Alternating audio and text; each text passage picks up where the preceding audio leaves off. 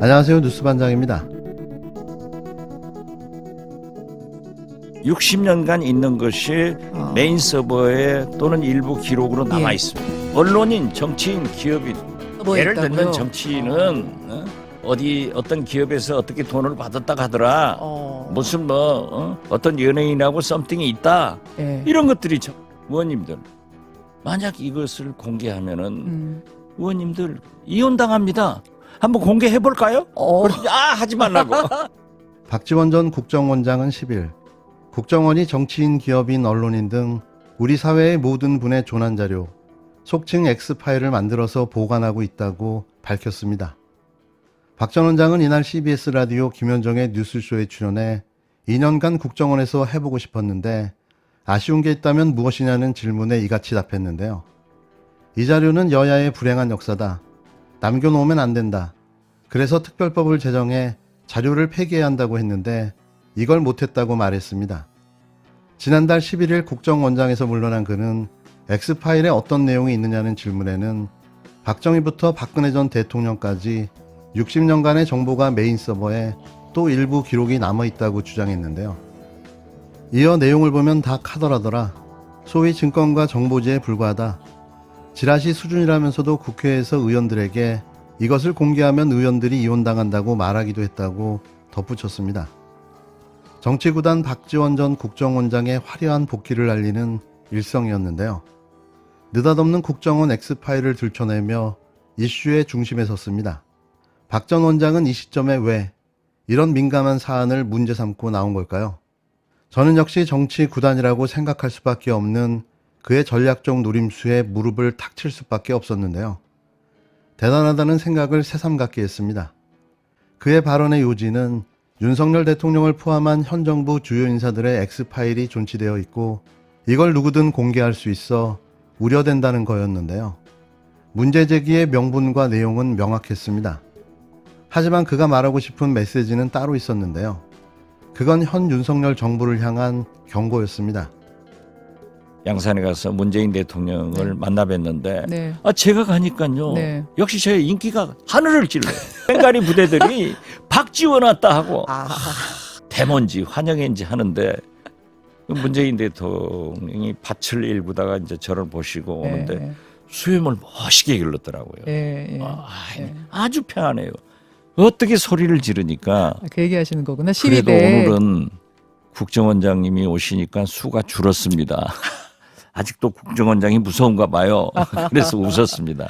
아니 그런데 진짜로 좀 심각하던가요? 지금 이제 이건 아니에요. 그 시위대 얘기를 하시는 건데. 김정숙 여사님은 견딜 수가 없어서 잠시 어디로 갔다가 오셨대요.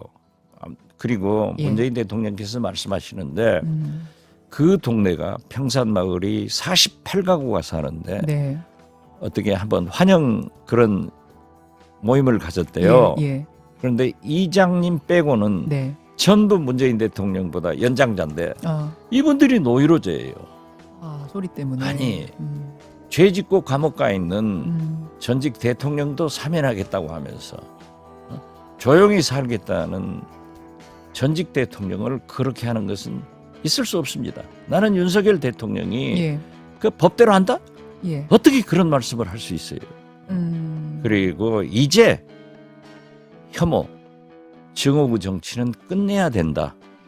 그래서 저는 법대로가 아니라 윤석열 대통령께서 역지사지해서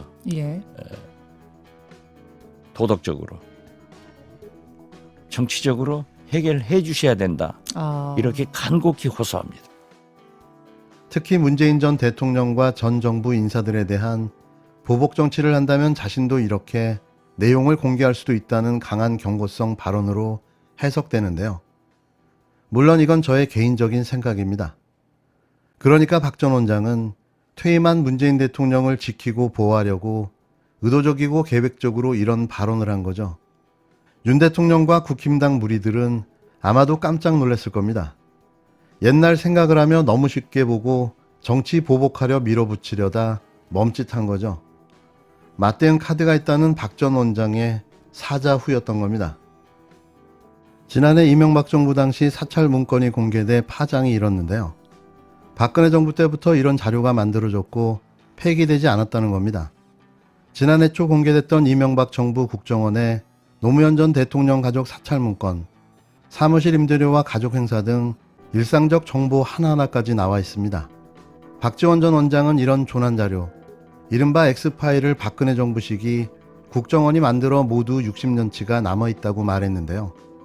박 전 국정원장은 소위 증권과 정보지에 불과한 내용이라며 신빙성은 일축했지만 정재계와 언론계, 유명 인사들의 비위 의혹과 사생활 정보 등이 담겨있다고 설명했습니다.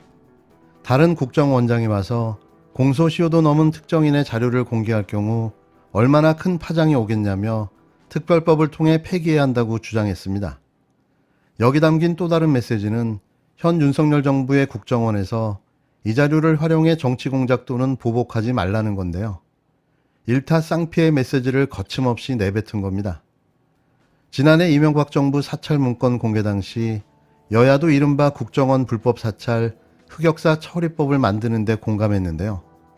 하지만 불법과 합법 정보가 뒤섞인 X파일을 그대로 통째로 없앨지 선별할지를 두고 논란이 일었고 또 선별할 경우 정보 유출 우려까지 제기되면서 실제 법 제정까지 이루어지지 못했습니다.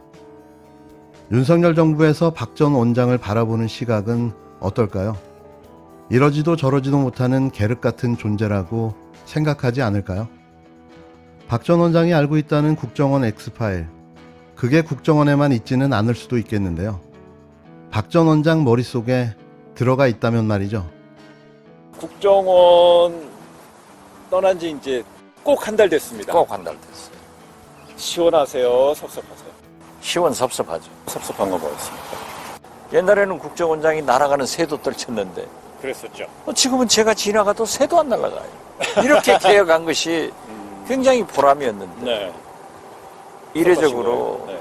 청문회 끝나면은 후임자가 오고 저는 나와야 되는데 윤석열 대통령이 10일 날 취임해가지고 11일 날 쫓아내버리더라고요. 네. 그러니까 좀 섭섭하기도 하죠.